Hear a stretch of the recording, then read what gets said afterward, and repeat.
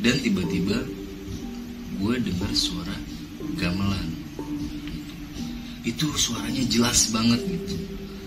Suaranya seperti dari kejauhan, tapi jelas banget di kuping gue gitu. Dan di saat itu gue ada di posisi paling belakang, atau yang lebih dikenal dengan sweeper ya teman-teman. Dan di saat itu tiba-tiba gue ngerasain keanehan yang benar-benar luar biasa teman-teman. Gue belum pernah ngerasain ini sebelumnya seumur hidup gue gitu. Assalamualaikum warahmatullahi wabarakatuh.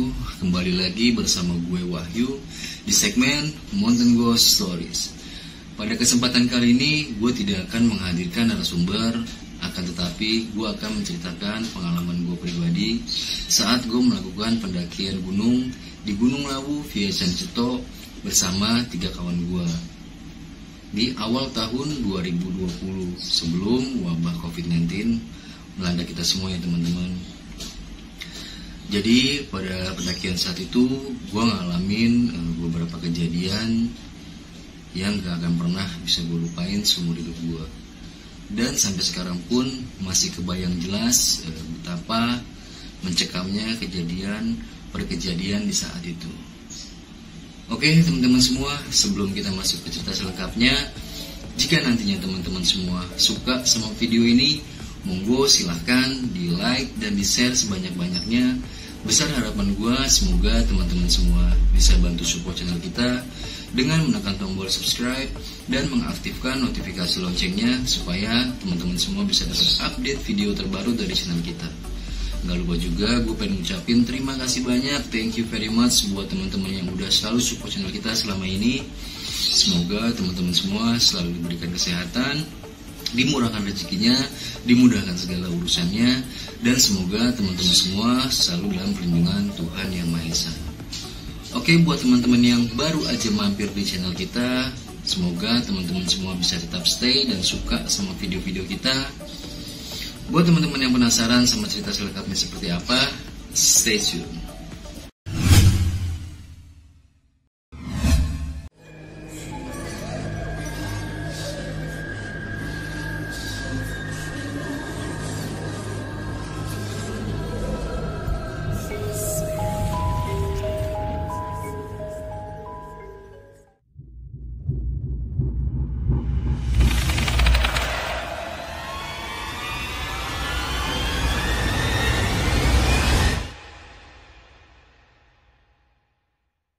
Semua berawal ketika gue dan teman gue berencana untuk melakukan pendakian ke Gunung Lawu via Candi Ceto.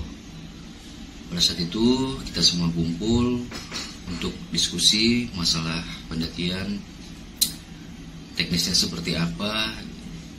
Setelah kita diskusi kecil, akhirnya kita semua sepakat untuk berangkat di tanggal 26 Februari tahun 2020. Pada saat itu kita berangkat dari stasiun Senen sekitar jam 10 pagi. Sampai di stasiun Solo Jebres itu sekitar jam 7 malam kurang lebih ya.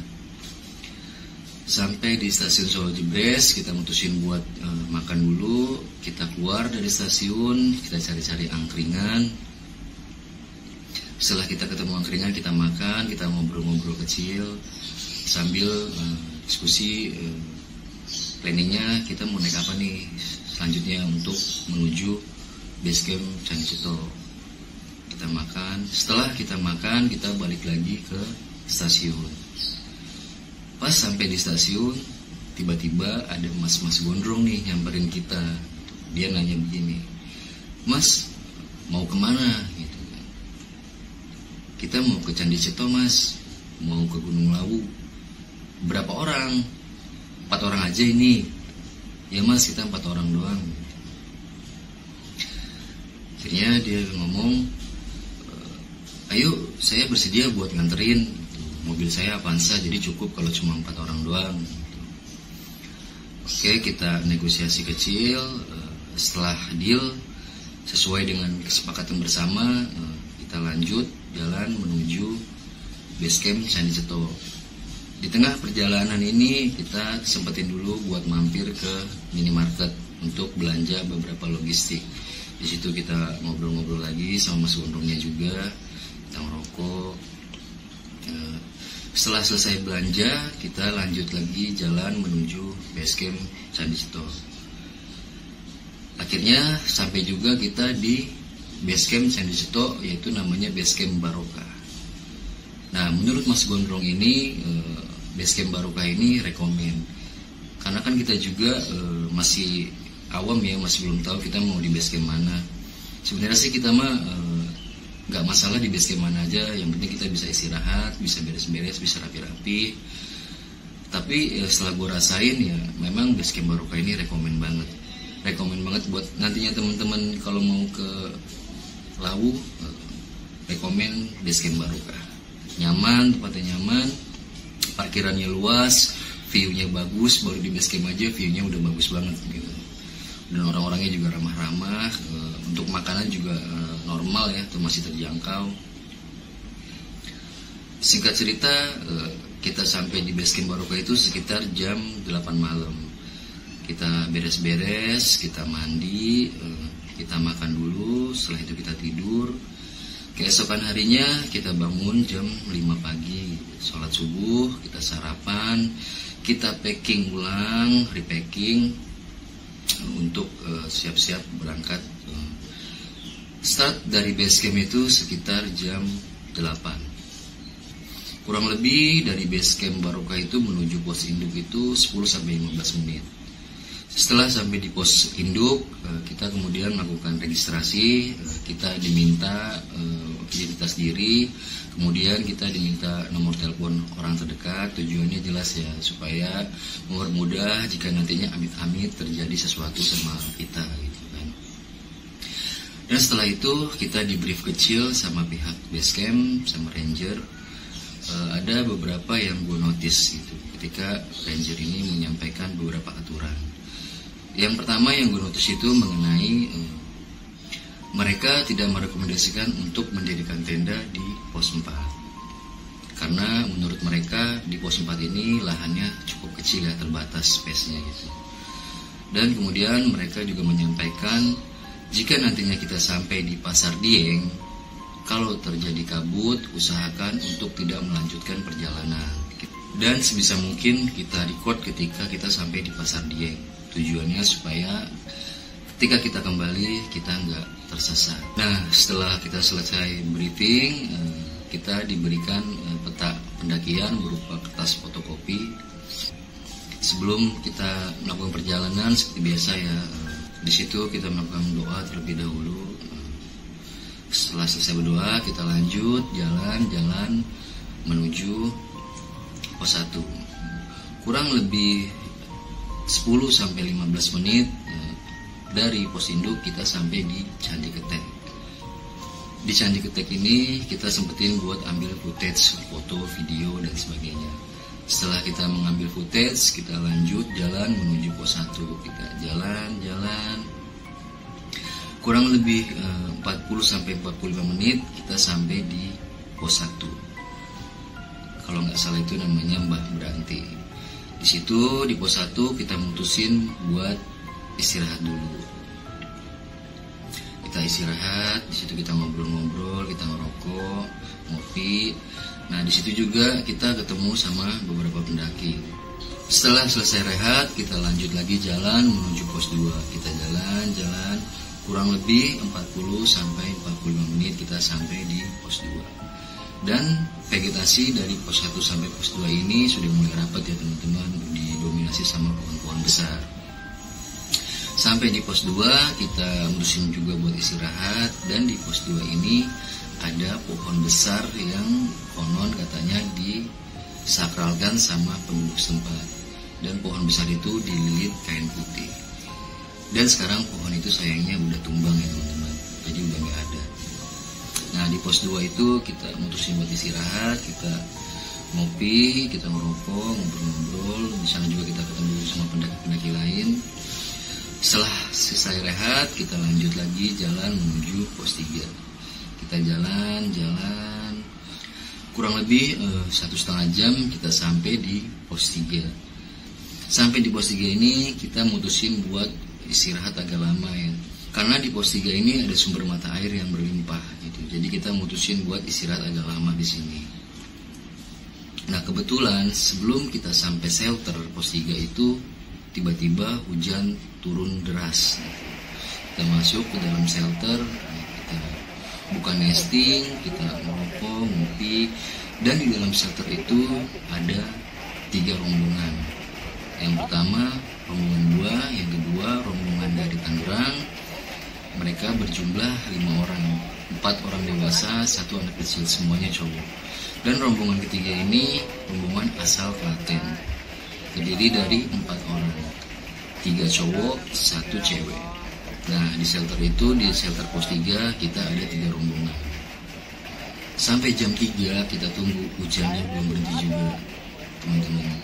Dan di situ salah satu teman gua namanya Hendy, mungkin mentalnya sudah mulai down. Dan dia ngomong begini, kalau hujannya nggak berhenti, kita turun aja lah, gitu, jangan dipaksain. Dan di sini gue sama teman-teman ngasih motivasi, enggak lah, nanti juga berhenti hujannya, gitu. Kalaupun hujannya nggak bakal berhenti sampai nanti malam, masih banyak opsi gitu kalau menurut gue. Kita bisa stay di situ dulu dan keesokan harinya kita bisa lanjut pagi-pagi, karena waktu kita masih cukup banyak gitu. Karena planning kita itu 3 hari 2 malam saat itu. Sampai jam 4:30 sore hujan itu baru berhenti, teman-teman. Cukup lama banget dan hujannya deras banget, dari jam 1 sampai jam 4:30 sore baru berhenti. Nah, di jam 4 sore itu ketika hujan masih deras, rombongan dari Tangerang ini mutusin buat lanjut gitu. Mereka pakai raincoat lanjut. Jadi di shelter pos 3 itu kalau nggak salah namanya Cemorodowo gitu. Di shelter pos 3 itu tinggal 2 rombongan gua dan rombongan asal Klaten. Hujan berhenti, kita sepakat mutusin buat lanjut menuju tempat camp. Hujan masih rintik-rintik saat itu, jadi kita pakai raincoat nih, teman-teman. Nah, di situ jadi tersisa rombongan asal Klaten. Kita lanjut jalan menuju pos 4. Perjalanan dari pos 3 menuju pos 4 ini kita kena waktu maghrib. Jadi kita mutusin buat istirahat dulu saat itu sambil menunggu waktu maghrib selesai. Dan di saat kita sedang rehat, saat itu tiba-tiba rombongan dari Klaten itu datang dan ikut rehat bersama kita di saat itu. Di situ kita ngobrol-ngobrol, saling kenalan. Dan di rombongan Klaten ini diliderin sama Mas Ansori. Akhirnya di situ kita diskusi sama rombongan Klaten.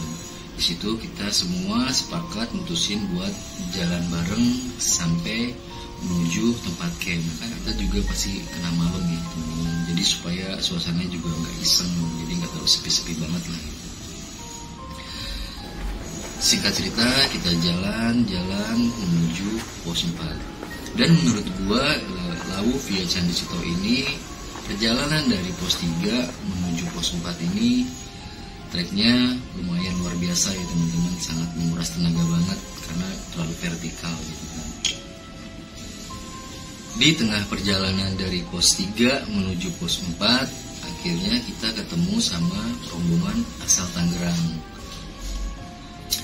Di situ kita semua jadinya istirahat bareng, kita ngobrol-ngobrol, saling kenalan. Dan rombongan Tangerang ini diketuain sama Mas Bayu. Gitu. Kita ngobrol-ngobrol. Setelah itu kita semua sepakat mutusin buat jalan bareng menuju tempat camp. Jadi lumayan agak tambah rame itu ya. Jadi suasana juga nggak terlalu iseng banget lah di situ. Kita dalam perjalanan kita ngobrol-ngobrol, kita bercanda yang masih sewajarnya ya teman-teman, nggak teriak-teriak atau sebagaimana gitu. Kemudian kita lanjut bersama-sama menuju pos 4. Gak lama kemudian sekitar jam 8 malam kita sampai di pos 4. Semua rombongan kita semua mutusin untuk istirahat dulu di pos 4 sambil nunggu 2 orang dari rombongan Tangerang, rombongannya Mas Bayu ini, yaitu Mas Oji dan satunya gue lupa yang namanya gitu. Dan kebetulan di pos 4 itu, di dalam shelternya itu ada yang mendirikan tenda gitu. Salah satu teman gue, si Hendy ini, dia tiba-tiba masuk ke dalam tenda, mungkin kedinginan atau fisiknya udah mulai capek lah gitu, udah mulai drop. Jadi dia masuk ke dalam tenda tersebut. Nah di situ kita ngobrol-ngobrol, kita sharing-sharing, cerita-cerita gitu kan. Di situ kita buka nesting, kita makan, kita ngopi, kita ngerokok, dan di situ kita buka flashlight. Tujuannya supaya angin nggak terlalu masuk gitu ya. Karena pada saat itu di pos 4 suhunya cukup dingin teman-teman. Sekitar 10-11 derajat lah ya mungkin saat itu. Di situ kita semua masih fun, kita masih santai, pendakian masih kondusif pada saat itu. Nah, gak lama kemudian 2 orang dari rombongan asal Tangerang ini sampai di pos 4. Dan ternyata Mas Oji ini, salah satu rombongan dari Tangerang, mengalami gejala hipotermia. Sejak saat itu pendakian berubah menjadi tegang. Dan akhirnya rombongan dari Tangerang ini yang diketuai sama Mas Bayu, mereka mungkin diskusi, akhirnya mereka mutusin buat tetap stay di pos 4, untuk bermalam di pos 4. Karena sifatnya urgent ya teman-teman. Rombongan gua dan rombongan Klaten ini rundingan, diskusi gitu. Kita lanjut apa enggak gitu kan. Akhirnya setelah rombongan gua dan rombongan Klaten ini diskusi, kita mutusin buat tetap lanjut menuju pos 5.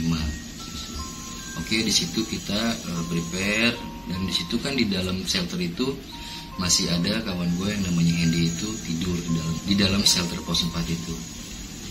Dan temen gue nanya gitu, Hen, ayo lanjut, ntar dulu gue masih butuh istirahat. Oke, gitu kan. Kita ngobrol-ngobrol lagi, kita ngopi, ngerokok.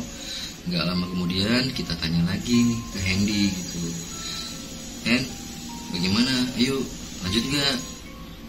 Tar dulu Mas Wai, gue masih butuh istirahat. Oke, gitu. Kita tungguin. Selang berapa lama, kemudian salah satu teman gue, Aloy, tanya gitu ke Hendy, Hen, bagaimana, lu lanjut nggak? Gitu kan. Ternyata di situ pas Aloy nanya, si Hendy ini bilang kalau dia udah nggak sanggup buat melanjutkan perjalanan. Tadi kan kita udah rapi, udah packing, dan disitu karena Hendy nggak bisa melanjutin, akhirnya kita buka lagi gitu, carrier persiapan untuk tidur gitu. Dan ternyata rombongan dari Klaten ini juga mutusin untuk tidak melanjutkan perjalanan. Akhirnya kita semua sepakat untuk stay di pos 4. Seperti yang teman-teman ketahui, kalau pihak basecamp menyarankan untuk tidak stay di pos 4. Dan seperti teman-teman ketahui juga, kalau di pos 4 itu space-nya terbatas. Akhirnya beberapa dari kita ngecek ke atas untuk mencari space mendirikan tenda. Dan setelah dicek, ternyata hanya ada space untuk mendirikan 1 tenda. Akhirnya kita semua diskusi, kemudian sepakat kalau yang mendirikan tenda itu rombongan dari Klaten. Karena di rombongan Klaten ini ada perempuannya. Dan akhirnya rombongan gue dan rombongan Tangerang ini sepakat buat tidur di shelter pos 4. Dan sebelumnya kan di shelter pos 4 ini ada tenda ya teman-teman. Kita coba ngomong baik-baik ke yang punya tenda untuk dipindahkan tendanya. Karena kan etikanya juga kurang bagus ya teman-teman kalau kita mendirikan tenda di dalam shelter, kecuali dalam kondisi urgent. Dan singkat cerita, akhirnya rombongan gua dan rombongan Tangerang ini tidur di shelter pos 4. Cuma gelar matras dan sleeping bag aja. Dan di pos 4 itu kan di shelternya itu ada pintu ya teman-teman. Jadi pintu itu kita tutup pakai plastik supaya angin itu nggak terlalu masuk dan nggak terlalu dingin jadinya. Dan akhirnya perlahan satu persatu mereka sudah mulai tertidur. Dan yang keselnya di sini gue belum bisa tidur, gue masih terjaga. Mungkin teman-teman ngerasain ya, kalau di gunung itu kalau kita belum tidur sendirian rasanya nggak enak banget gitu. Yang pertama kan keesokan harinya kita harus summit ya, jadi istirahat itu agak kurang gitu. Dan belum juga kalau kita ngerasain ngedengar sesuatu hal yang aneh, rasanya nggak enak banget gitu. Nah di saat itu gue belum bisa tidur. Dan yang seperti teman-teman ketahui, kalau di pos 4 itu suhunya cukup dingin gitu. Dan di saat itu juga gue ngerasain kedinginan gitu. Dan tiba-tiba gue dengar suara gamelan. Itu suaranya jelas banget gitu. Suaranya seperti dari kejauhan tapi jelas banget di kuping gue gitu. Di saat itu gue bener-bener gak nyangka gitu, ini suara apa gitu. Di situ gue coba posisi thinking, apa mungkin suara dari warga setempat gitu yang ngadain hajatan gitu kan. Tapi setelah gue pikir-pikir lagi, kayaknya nggak mungkin, mustahil kalau mereka ngadain hajatan di tengah malam seperti ini gitu kan. Nah yang anehnya lagi itu, di saat gue ngedengar suara gamelan itu, badan gue tiba-tiba bagian belakang itu panas temen, panas banget. Semacam gue gambarin kayak lu dibalsemin seluruh badan bagian belakang gitu. Tapi depannya gue tetap dingin gitu, cuma bagian belakang aja gue panas banget di saat gue dengar suara gamelan itu. Dan di saat itu gue gak kepikiran untuk melakukan apapun gitu. Gue cuma terfokus untuk mendengarkan suara itu aja gitu. Dalam hati gue sambil berdoa, gue sambil baca-baca, dan gue bener-bener gak kepikiran untuk melakukan suatu apapun. Entah ngebangunin teman-teman gue, entah ngapain gitu kan. Gue bener-bener fokus sama ngedengerin suara itu. Dan di saat itu gue gak cuma dengar suara gamelan teman-teman. Kan shelter itu terdiri dari bangunan seng ya teman-teman. Jadi gue saat itu tidur pas banget di pinggir seng. Dan di saat itu tiba-tiba ada suara seperti seng itu disambit gitu, menggunakan balok atau batang pohon dan sejenisnya lah. Prak, jelas banget di samping gua gitu kan. Prak gitu.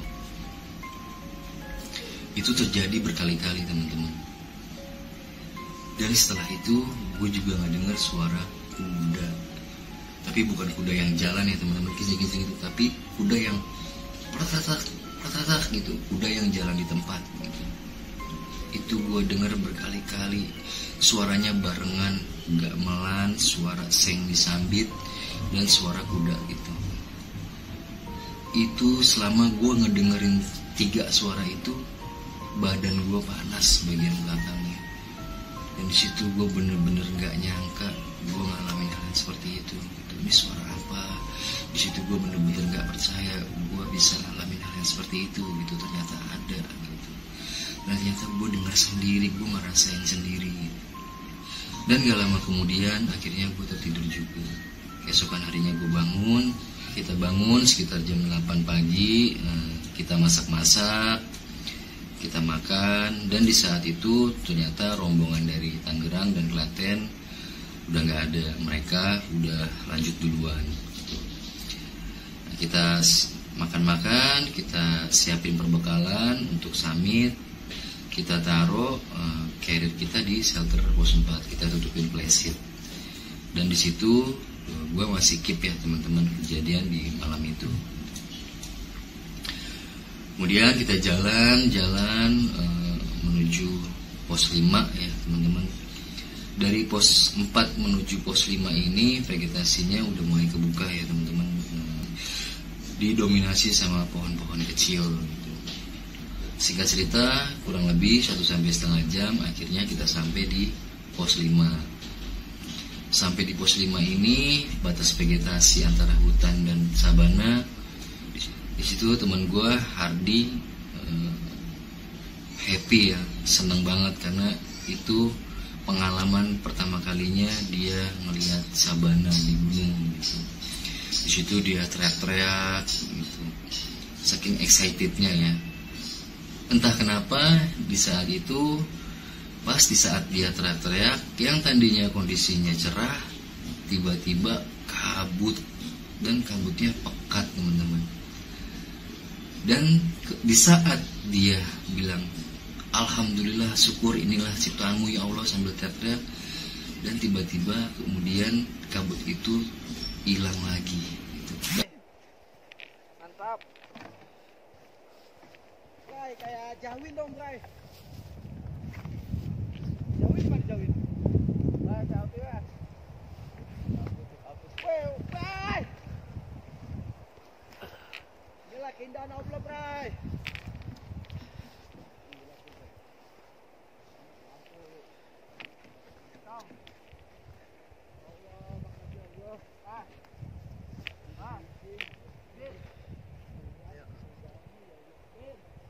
Menurut gue sih itu sesuatu yang aneh ya gitu, dan sesuatu yang unik lah menurut gue. Ketika dia teriak-teriak, tiba-tiba kabut pekat, dan di situ dia nyebut asma Allah, tiba-tiba kabutnya hilang lagi gitu. Oke, singkat cerita kita lanjut jalan menuju pos 5. Kita jalan sampai di pos 5 itu sekitar jam 11-an. Nah, di pos 5 ini kita mutusin buat istirahat, kita ngerokok, ngopi, dan di situ juga kita sempetin buat ambil beberapa footage ya, seperti foto, video, dan di situ juga kita sempetin buat bikin timelapse. Gak lama kemudian itu gerimis. Karena gerimis, akhirnya kita mutusin buat lanjut. Di situ kita pakai raincoat, kita lanjut lagi jalan. Perjalanan dari pos 5 sampai Hargo Dalam itu kondisinya gerimis dan kabut gitu. Di kondisi gerimis dan berkabut itu kita jalan menuju pos 6 di Pakan Menjangan. Kurang lebih setengah jam kita sampai di Gupakan Menjangan. Nah, setelah sampai di Gupakan Menjangan, ternyata alhamdulillah airnya ada, karena kan di saat itu musim hujan ya teman-teman. Jadi di situ kita mutusin buat ambil air untuk menuju ke puncak gitu kan. Di Gupakan Menjangan itu kita ketemu sama rombongan asal Tangerang gitu. Ternyata rombongan Tangerang itu mutusin buat nggak langsung ke puncak, tapi ngecamp lagi di Gupakan Menjangan, karena mungkin dia juga ada anak kecil ya, namanya Kido gitu. Dan yang uniknya ini, ketika kita di Gupakan Menjangan itu kondisinya kabut, kita dikelilingi kabut pekat gitu. Tapi anehnya di tengah-tengah itu enggak gitu. Jadi kabut itu cuma ada di sekeliling kita aja, tapi di tengah-tengah perjalanan kita di jalur itu kabutnya nggak ada gitu teman-teman. Nah di situ kita mutusin buat ambil perbekalan air. Nah kemudian setelah kita ambil perbekalan air, kita lanjut ke Pasar Dieng. Nah sebelum sampai di gerbang Pasar Dieng, ternyata kondisinya itu kan masih kabut. Nah di sini kita agak berdebat dikit ya. Seperti yang teman-teman ketahui, kalau pihak ranger itu mengingatkan apabila kita berada di Pasar Dieng, kalau terjadi kabut diusahakan untuk tidak melanjutkan dulu. Kita stop dulu sampai kabutnya itu hilang. Nah di situ kita ada perdebatan kecil, karena kita menunggu kabut itu nggak hilang-hilang gitu. Dan salah satu teman gue, Alo ini ngomong, mau sampai kapan kita di sini gitu? Kalau kabutnya nggak hilang, kita nggak jalan-jalan dong gitu. Akhirnya setelah diskusi kecil, kita sepakat buat lanjut menuju ke Hargo Dalam. Yang penting kita hati-hati aja gitu kan. Kita jalan. Nah, dan setelah kita sampai di Pasar Dieng, kondisi di Pasar Dieng ini masih berkabut. Dan yang anehnya itu, suasana di Pasar Dieng itu benar-benar sunyi teman-teman. Senyap, gak ada suara angin, gak ada suara binatang, benar-benar senyap gitu. Dan tepat di bawah plang Pasar Dieng temen gue ini nemu duit. Dan yang konyolnya sama dia itu diambil. Ya kita sempat kaget gitu, ngapain sih diambil gitu. Ternyata dia cuma guyon aja gitu. Dia ambil duit itu karena kan di saat itu kan kondisinya gerimis ya, jadi duit itu basah teman-teman. Jadi duit itu diambil sama dia dan dia tempel di Plang Pasar Dieng. Di situ di Plang Pasar Dieng itu juga kita sempetin buat ambil footage, foto, video. Setelah kita mengambil footage di Pasar Dieng, kita lanjut lagi jalan menuju Hargo Dalem. Sampai di Hargo Dalem, tempatnya Boyem, di situ juga masih berkabut. Jadi, setelah sampai di Boyem, kita nggak langsung makan karena kita sepakat makannya nanti setelah turun dari puncak. Di situ kita coba minum teh hangat aja buat ngangetin badan. Gitu. Kita ngobrol-ngobrol, ngerokok-ngerokok. Dan di Boyem ini kita ketemu sama rombongan asal Klaten, rombongannya dari Mas Ansori. Ternyata dia udah selesai summit dan dia mutusin buat istirahat dulu di Boyem sebelum turun. Di situ kita ngobrol-ngobrol sama rombongan asal Klaten. Setelah kita selesai ngerokok, ngobrol, ngetin dan sebagainya, kita mutusin buat lanjut ke puncak. Nah, perjalanan dari Boyem menuju puncak ini jalurnya agak lumayan ya teman-teman, agak lumayan vertikal meskipun nggak terlalu jauh jaraknya. Di situ juga teman gue Andy kayaknya udah kelihatan capek banget gitu. Memang treknya cukup terjal lah gitu. Kurang lebih 10-15 menit akhirnya kita sampai di puncak. Dan di puncak alhamdulillah cerah. Dan di puncak juga gue ketemu sama 2 pendaki, cewek sama cowok. Dan di saat itu kita semua selebrasi. Gak kerasa gue lihat teman-teman gue matanya berkaca-kaca, begitupun dengan gue. Karena mengingat perjalanan kita tadi itu cukup berat ya teman-teman, cukup menguras emosi. Akhirnya di situ kita benar-benar bersyukur banget, alhamdulillah akhirnya kita semua sampai di puncak gitu kan dengan selamat, tanpa kekurangan suatu apapun. Di situ kita foto-foto, video, kita bercanda-bercanda, dan kita juga sempat minjem bendera merah putih ya sama 2 pendaki itu. Kita juga minta tolong sama mereka buat difotoin berempat gitu kan. Di puncak itu kurang lebih kita sejaman lah ya. Setelah selesai foto-foto dan sebagainya, kita mutusin buat turun. Singkat cerita kita sampai di Boyem. Dan ketika kita turun dari puncak sampai di Boyem, ternyata rombongan asal Klaten ini masih ada teman-teman gitu. Nah di situ kita mutusin buat makan. Kita makan pecel Boyem yang terkenal itu ya teman-teman. Dan kita selesai makan, kita ngobrol, kita ngerokok. Nah di sela-sela kita makan, rombongan dari Klaten ini izin pamit untuk turun duluan. Nah singkat cerita, setelah kita selesai makan dan sebagainya, kita juga mutusin buat turun. Nah sebelum kita turun dari Boyem, di situ kita coba brief kecil. Di situ dengan terpaksa gue sampein ke teman-teman gue kalau gue udah gak mau bermalam di sini lagi. Teringat kejadian gue di pos 4 pada malam pertama itu. Dan di situ juga teman-teman gue tanpa bertanya-tanya mengiyakan apa yang gue sampaikan. Karena rencana di awal kan kita naik Lawu itu pendakian di 3 hari 2 malam. Kita lanjut jalan-jalan sampai di Pasar Dieng. Tiba-tiba gerimis lagi dan berkabut. Akhirnya kita pakai raincoat. Setelah itu kita lanjut jalan menuju pos 4. Di pos sepanjang perjalanan dari Pasar Dieng menuju pos 4, lagi-lagi kita ditemani sama gerimis dan kabut. Di tengah-tengah perjalanan kita ketemu sama beberapa pendaki. Dan yang anehnya, pendaki-pendaki ini yang berpapasan sama kita tuh kayak ngelihat kita tuh kayak aneh gitu, kayak sinis gitu. Dan di situ gue juga belum tahu kenapa mereka bersikap seperti itu gitu. Setelah gue telusuri di rumah, kenapa mereka semua aneh ngelihat kita gitu.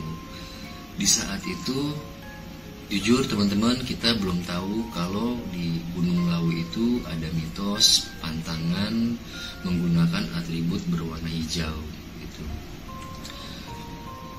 Karena peraturan itu kan gak tertulis ya teman-teman di base camp. Ini gue cari tahu setelah gue di rumah.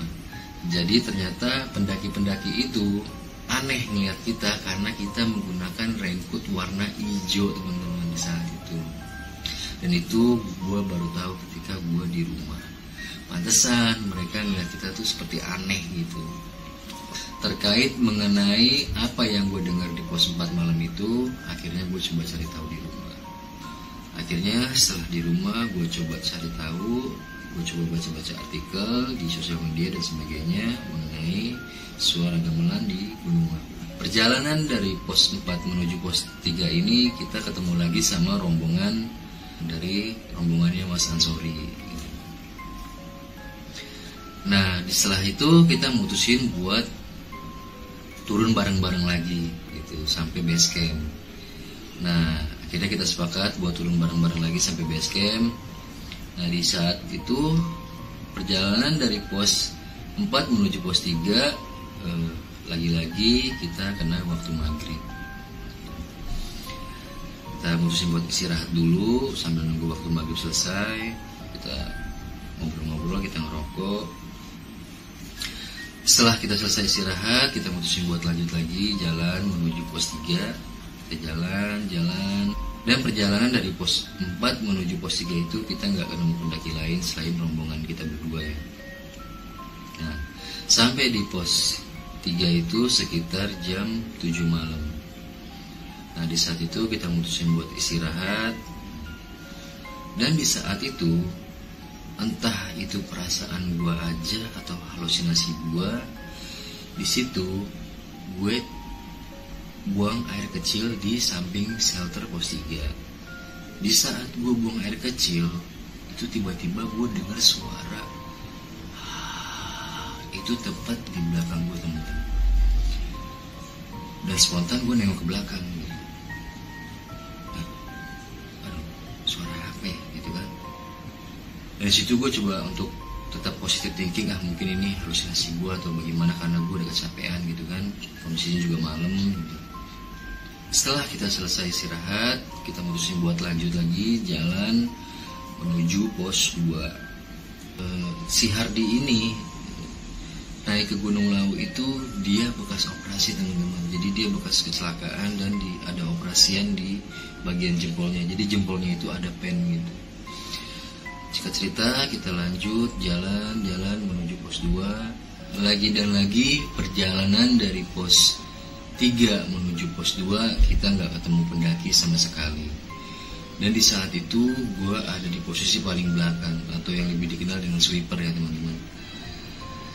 Dan di saat itu tiba-tiba gue ngerasain keanehan yang benar-benar luar biasa teman-teman. Gue belum pernah ngerasain ini sebelumnya seumur hidup gue gitu. Tiba-tiba carrier gue berat banget, sumpah demi apapun. Carrier gue berat, kayak carrier kita tuh diisi sama batu bata dan sampai shouldernya itu neken banget di pundak kita gitu. Itu benar-benar sakit banget rasanya. Dan di situ gue benar-benar ngerasa aneh. Di situ gue coba positive thinking, apa karena gue kecapean atau bagaimana. Di situ gue masih keep sama gue, kita jalan. Dan akhirnya kita sampai juga di pos 2 sekitar jam 10 malam. Dan di situ sudah ada 2 pendaki asal Depok. Ternyata mereka naik lintas dari Cimoru Sewu turun Candi Ceto. Di situ kita mutusin buat istirahat. Dan tiba-tiba entah kenapa di situ juga gue mandangin teman-teman gue satu-satu. Gue lihat muka Hendy, kayaknya dia udah kecapean banget gitu. Dia sambil tidur gitu. Kayaknya pendakian ini kita benar-benar diuji gitu, emosi kita, mental kita gitu. Dan gue nengok lagi ke arah Doe gitu sambil gue liatin. Doe juga kayaknya kelihatannya udah capek banget, dia sambil megangin kakinya yang bekas operasian itu. Dan di situ ego gue bener-bener diuji gitu. Di saat itu kan gue udah nyampein ke teman-teman gue kalau bahwa gue ini udah gak mau bermalam lagi di Gunung Lawu gitu. Tapi di lain sisi kelihatannya teman-teman gue udah mustahil untuk melanjutkan perjalanan gitu sampai ke base camp. Dan itu juga posisi udah hampir tengah malam gitu. Kelihatan mereka juga fisiknya udah mulai pada kelelahan banget. Di sini ego gue bener-bener diuji teman-teman. Akhirnya gue coba berpikir, gue coba turunin ego gue. Gue lebih berpikir jernih lagi kalau gue cuma takut. Tapi teman-teman gue ini bener-bener udah drop banget gitu. Fisik mereka udah pada drop. Kalaupun dilanjutin nanti, entah terjadi apa sama mereka, malah bisa lebih fatal lagi jadinya. Akhirnya di situ kita semua coba rundingan, kita coba diskusi lagi, dan kita sepakat untuk stay di pos 2. Dan rombongan dari Klaten, Mas Ansori dan teman-temannya mutusin buat lanjut ke base camp. Di situ kita perpisahan, dan trekking pon gue di situ dipinjam sama cewek, salah satu cewek di rombongannya. Dan di saat itu kan Hardi kakinya bekas operasi, jadi dia benar-benar kesakitan. Dan kalau dia pakai sepatu, dia benar-benar ketekan jempolnya. Dan di saat itu dia coba pakai sendal gua, dia ngerasa sakit. Alhamdulillahnya Mas Ansori ini bawa sendal gitu. Jadi sendalnya kita pinjem untuk Hardi. Dan kita janjian ketemu besok di base camp untuk tukeran, untuk ngebalikin. Singkat cerita, rombongan dari Klaten ini Mas Ansori dan kawan-kawan turun ke bawah dan dengar kabar kalau Mas Ansori dan kawan-kawan ini sampai di base camp itu sekitar jam 2 pagi. Gokil ya teman-teman.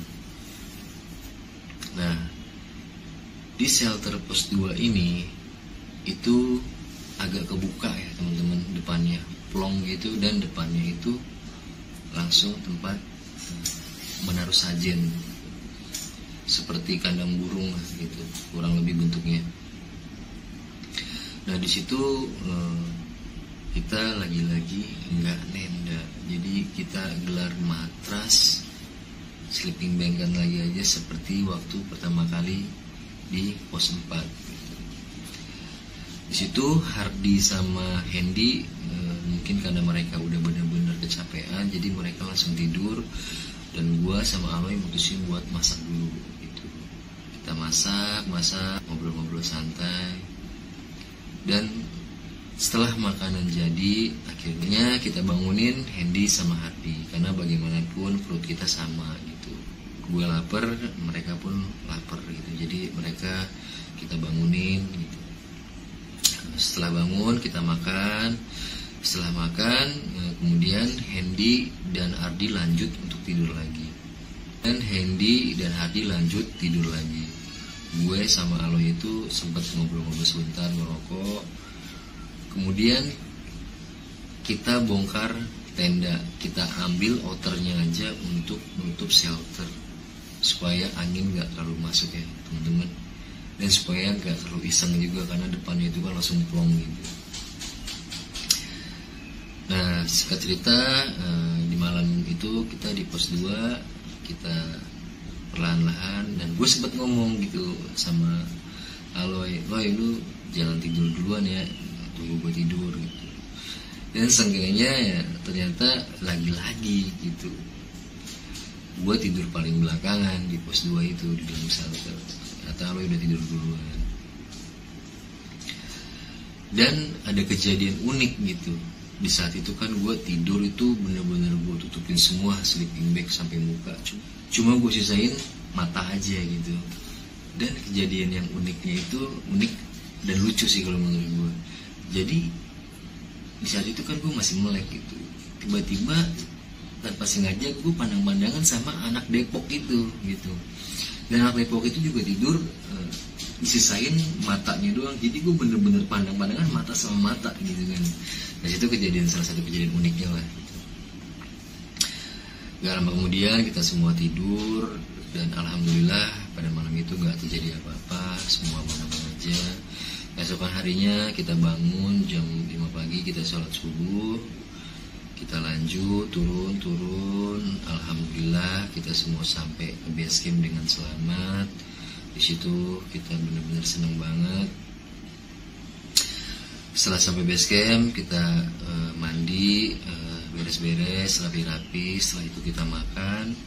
Setelah makan, dan alhamdulillah di situ juga jemputan kita si Mas Gondrong ini udah stay gitu.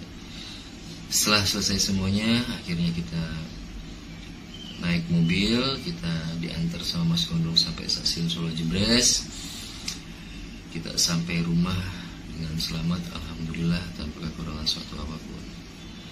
Ya itulah teman-teman cerita pengalaman gue saat gue melakukan pendakian ke Gunung Lawu via Candi Ceto di awal tahun 2020 bersama 3 teman gue.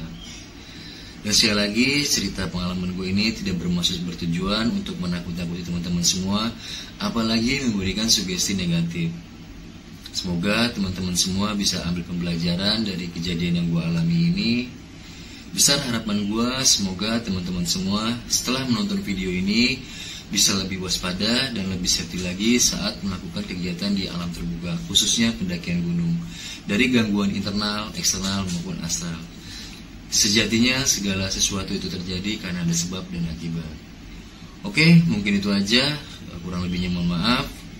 Gue Wahyu, pamit. Wassalamualaikum warahmatullahi wabarakatuh.